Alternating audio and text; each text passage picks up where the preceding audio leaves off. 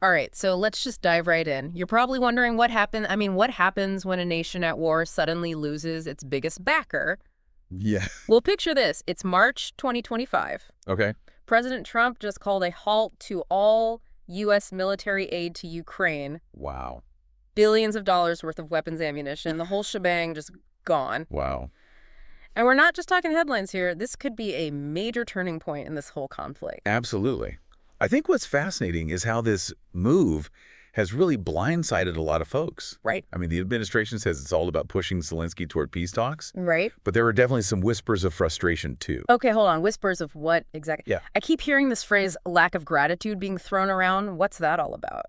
So the administration has hinted at, Ukraine not showing enough appreciation for the massive support that we've given them. Okay. But let's look at the facts.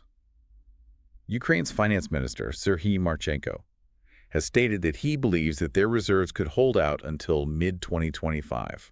Now, that doesn't mean it'll be easy. Yeah. He specifically highlighted the energy sector as a major vulnerability. So basically they're saying, we can handle this, but it's going to be tough. Right. But can they really go it alone? Right. What happens when they're out of those reserves? Do they just surrender? Well, I don't think surrender is really in the Ukrainian vocabulary at this point, Yeah. And you're right to focus on those reserves. They are finite. Yeah.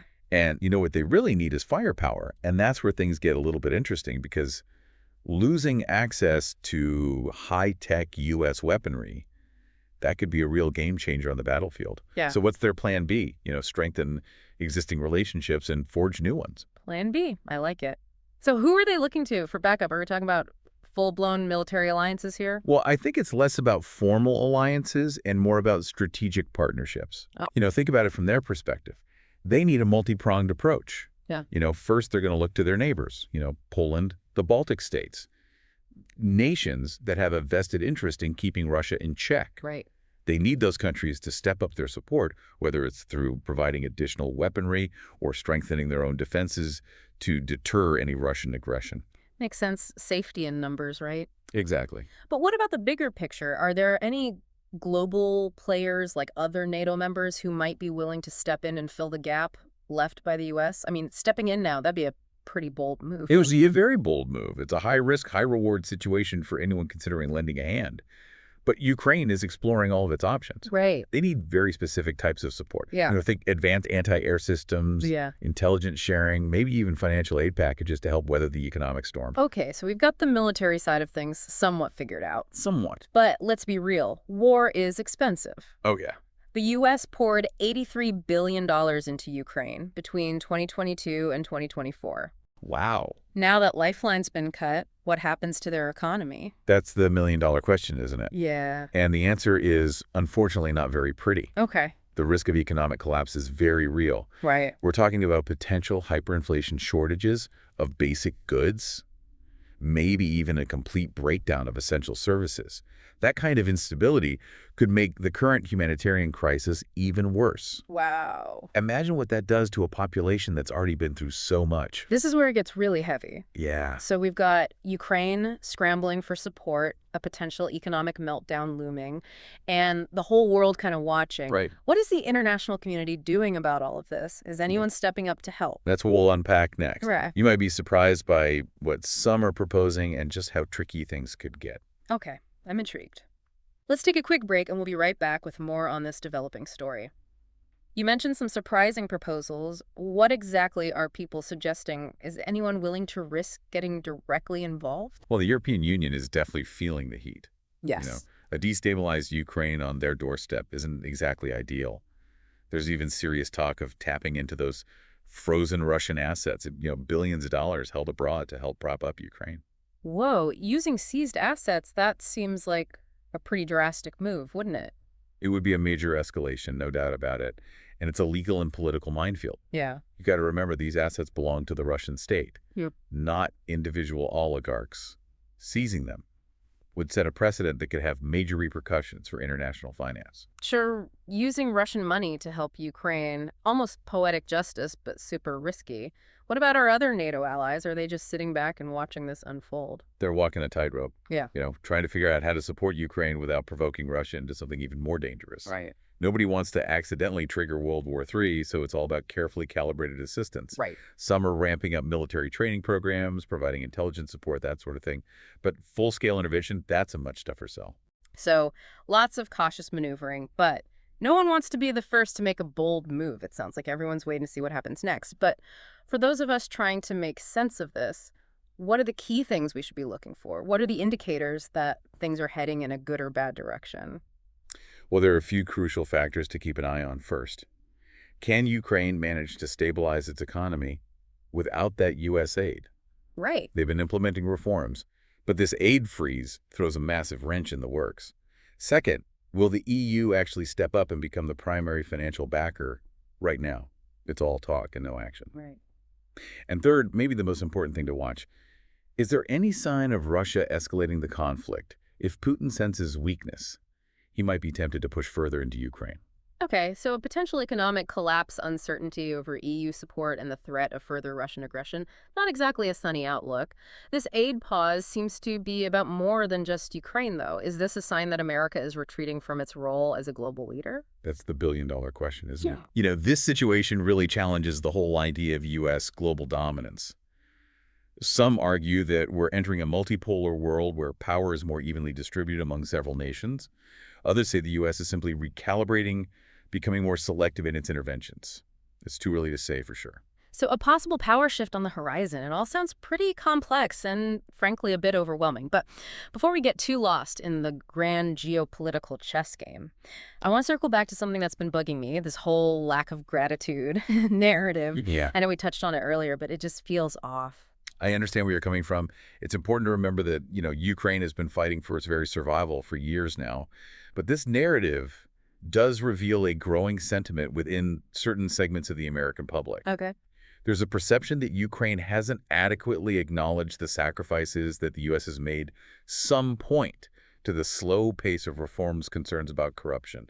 Yeah. They feel like maybe their generosity isn't being fully appreciated. Right. I see your point, but focusing on gratitude feels like a distraction from the real issue. Ukraine's fight for survival, isn't that what truly matters here? You raise a valid point. The optics of this gratitude debate are certainly debatable, but it does highlight the fact that international relations are rarely straightforward. Right. They're a tangled web of interest, perceptions, and domestic politics. This situation really underscores the complexities of providing aid and the delicate balance of power at play. Right. So it's not just about Ukraine and Russia. This is also a reflection of the political climate here in the U.S. It seems like Trump's decision to halt aid is, at least in part, a way to appeal to a specific segment of his base who are wary of foreign entanglements. Precisely. Domestic politics and foreign policy are deeply intertwined.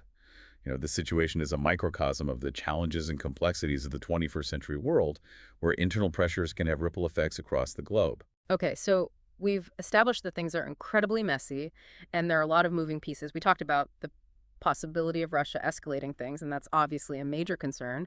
What are the red flags we should be watching for? Well, we need to be vigilant. Mm. If you start seeing unusual troop movements near the Ukrainian border, that's a big one. Pay attention to any aggressive rhetoric coming from the Kremlin. Sudden shifts in their messaging could be a sign of trouble. And keep an eye out for any cyber attacks or disinformation campaigns targeting Ukraine or its allies.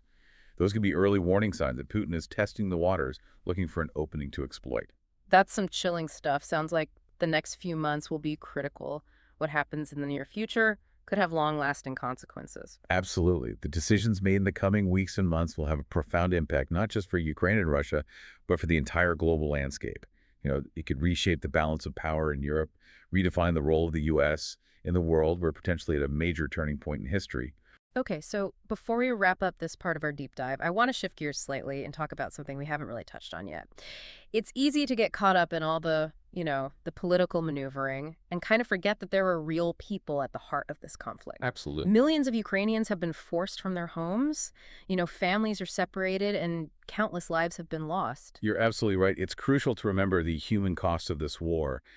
And with this aid pause, the humanitarian situation could deteriorate even further. Imagine the strain on resources, the potential for food shortages, the lack of access to basic health care. It's a recipe for disaster. Yeah, it's a stark reminder that these aren't just abstract political decisions. They have devastating real-world consequences for everyday people. We're talking about families struggling to survive, children growing up amidst chaos and uncertainty. It's heartbreaking. And those consequences could extend far beyond Ukraine's borders. Yeah. The economic fallout from this conflict is already being felt globally. We're seeing rising energy prices, supply chain disruptions, increased uncertainty in financial markets, and if things escalate further, well, the risk of a wider conflict, even a nuclear confrontation, can't be ignored. Okay, so we've painted a pretty bleak picture here, but is there any reason for optimism? Is there even a sliver of hope that things could turn around? Well, it's important to remember that the situation is still fluid. There are a lot of moving pieces, and it's impossible to predict the future with absolute certainty. A lot depends on the decisions made by key players in the coming weeks and months. So you're saying there's still a chance for a peaceful resolution. What would that even look like at this point? Well, it would require a significant shift in the political landscape. Russia would need to de-escalate, pull back its troops, and engage in good faith negotiations, and Ukraine would have to be prepared to make some incredibly difficult compromises. That sounds like a long shot, especially given everything that's happened, but is there anything that gives you even a glimmer of hope? Despite the grim outlook, there are a few positive signs. The international community has been remarkably united in its condemnation of Russia's actions. There's a growing consensus that Putin must be held accountable for his aggression, and the Ukrainian people have demonstrated incredible resilience and determination in the face of unimaginable adversity. Their spirit is unbroken, and that's a powerful force. So what you're saying is that while the situation is precarious, it's not entirely hopeless. There's still a chance, however slim, that things could take a turn for the better. Exactly. The future of Ukraine is still being written. It's up to all of us to stay informed, Hmm. stay engaged, and to continue supporting the Ukrainian people in their struggle for freedom and self-determination. Well said. And on that note, we're going to wrap up this deep dive into the complexities of the situation in Ukraine. It's a story that's far from over, and we'll continue to follow it closely. But for now, we encourage you to keep digging deeper, exploring different perspectives, and forming your own conclusions. Understanding these global shifts is more crucial than ever. Stay curious, stay informed, and as always, thanks for listening.